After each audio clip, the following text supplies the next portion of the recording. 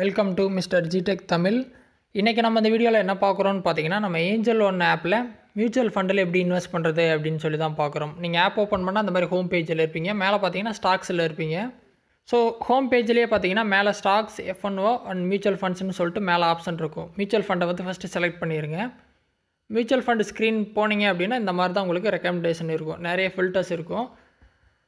So இந்த filters மூலிமா கூட நீங்கள் சர்ச் பண்ணி எடுக்கலாம். இல்லை டேரெக்டாக சேஃபான ஒரு இன்வெஸ்ட்மெண்ட் பண்ணணும் அப்படின்னா நிஃப்டி 50 இண்டெக்ஸில் நம்ம இன்வெஸ்ட் பண்ணிக்கலாம். ஸோ மேலே சர்ச்சில் போயிட்டு நிஃப்டி 50 இண்டெக்ஸ் ஃபண்ட் அப்படின்னு நீங்கள் அடிக்கணும்.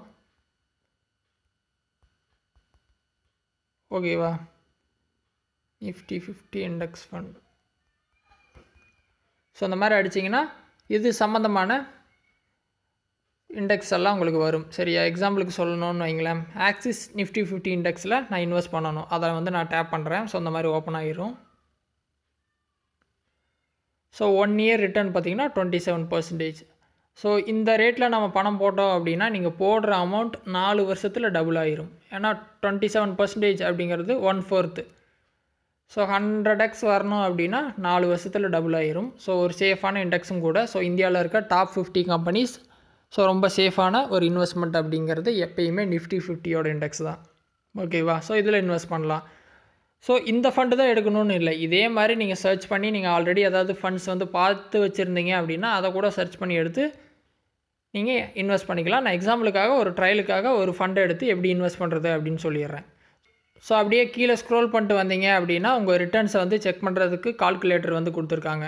நீங்கள் ஒன் டைம் இன்வெஸ்ட்மெண்ட் பண்ணுறீங்களா இல்லை எஸ்ஐபி மந்த்லி பண்ணுறீங்களா அப்படின்னு சொல்லி நீங்கள் செலக்ட் பண்ணணும். நீங்கள் ஒரு மந்த்லி வந்து 100 rupees போடுறீங்க அப்படின்னா 1 இயருக்கு அப்புறம் 1396 rupees வரும். நீங்கள் எவ்வளோ போட்டிருப்பீங்கன்னா 1200. பட் ரிட்டர்ன்ஸ் பார்த்தீங்கன்னா 1396. ரிட்டர்ன்ஸ் பார்த்தீங்கன்னா 27.72. ஸோ கரண்ட் ரேட்டில் எவ்வளோ ரிட்டர்ன் வரும்னு சொல்லியிருக்காங்க.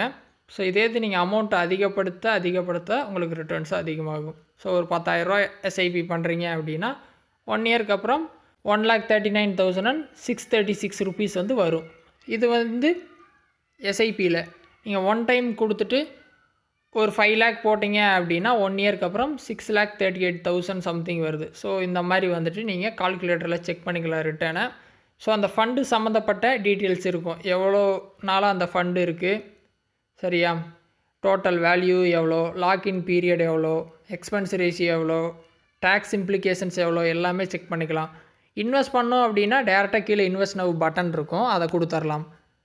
இதில் பார்த்தீங்கன்னா உங்களுக்கு 2 ஆப்ஷனுமே இருக்கும். எஸ்ஐபி பண்ண போகிறீங்களா, ஒன் டைம் பண்ண போகிறீங்களா. ஸோ நீங்கள் ரெகுலர் ஒர்க்குக்கு போகிறீங்க அப்படின்னா உங்களால் எஸ்ஐபி பண்ண முடியும். பட் நீங்கள் ஆல்ரெடி லார்ஜ் அமௌண்ட் சேவ் பண்ணி வச்சுருக்கீங்க, அதை ஒன் டைமாக இன்வெஸ்ட் பண்ணோம் அப்படின்னா நீங்கள் ஒன் டைம் கொடுத்துக்கலாம்.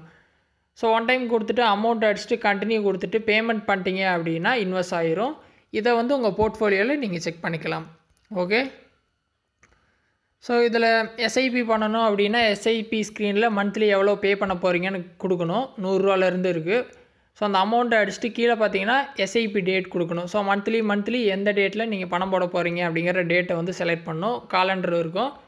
மந்த்லி 10ஆம் தேதி கொடுக்குறீங்க அப்படின்னா 10ஆம் தேதி கொடுத்துட்டீங்க அப்படின்னா ஃபஸ்ட் அமௌண்ட் இப்போயே கட்டிடுவீங்க. அப்புறம் அடுத்த மாதம் வந்து 10ஆம் தேதி எப்போ வருதோ அப்போ எடுத்துக்கும். ஸோ இன்றைக்கி 9ஆம் தேதி நீங்கள் எஸ்ஐபி ஸ்டார்ட் பண்ணுறேன்னு வைங்களேன். நாளைக்கு 10ஆம் தேதி வந்தால் 10ஆம் தேதி ஒரு பேமெண்ட் எடுக்கும். ஸோ நீங்கள் கொடுக்குற டேட்டு தான் கணக்கு. அந்தந்த டேட் வரும்போது ஆட்டோமேட்டிக் பேமெண்ட் வந்து எடுத்துகிட்டே இருக்கும். சரியா? அந்த மாதிரி பண்ணிக்கலாம்.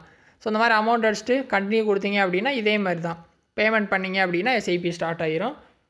ஸோ அது மியூச்சுவல் ஃபண்டு போர்ட்ஃபோலியோவில் இதை நீங்கள் செக் பண்ணிக்கலாம். ஸோ இது ஸ்டார்ட் ஆக 1 day வரைக்கும் டைம் எடுக்கும். டைம் எடுத்துருச்சு அப்படின்னா கீழே பார்த்தீங்கன்னா ஹோம் பேஜில் இருப்பீங்கள்ல, போர்ட்ஃபோலியோவில் போனீங்க அப்படின்னா ஆளில் இருக்கும். நீங்கள் மியூச்சுவல் ஃபண்டில் போனீங்க அப்படின்னா இந்த இடத்துல அந்த எஸ்ஐபி வந்து உங்களுக்கு ஷோ ஆகும். அதாவது நீங்கள் இன்வெஸ்ட் பண்ண அந்த ஃபண்டு. இங்கே நீங்கள் உங்கள் ரிட்டர்ன்ஸை செக் பண்ணிக்கலாம். ஸோ எப்போ க்ளோஸ் பண்ணுறதுனாலும் நீங்கள் க்ளோஸ் பண்ணிக்கலாம். ஸோ அதை உங்கள் சாய்ஸ் தான். ஸோ இந்த மாதிரி தான் பார்த்தீங்கன்னா ஏஞ்சல் ஒனில் மியூச்சுவல் ஃபண்டில் இன்வெஸ்ட் பண்ணணும். இதில் ஏதாவது டவுட் இருந்தால் வீடியோ கமெண்ட்ஸில் சொல்லுங்கள். வேறு எதாவது டாபிக்ஸில் வீடியோ வேணும்னாலும் கமெண்ட்ஸில் சொல்லுங்கள், நான் போஸ்ட் பண்ணுறேன். சேனலுக்கு ஃபஸ்ட் டைம் வந்திருந்தால் சப்ஸ்கிரைப் பண்ணி சப்போர்ட் பண்ணுங்கள். இன்னொரு யூஸ்ஃபுல்லான வீடியோவில் உங்களை நாளைக்கு சந்திக்கிறேன். நன்றி, வணக்கம்.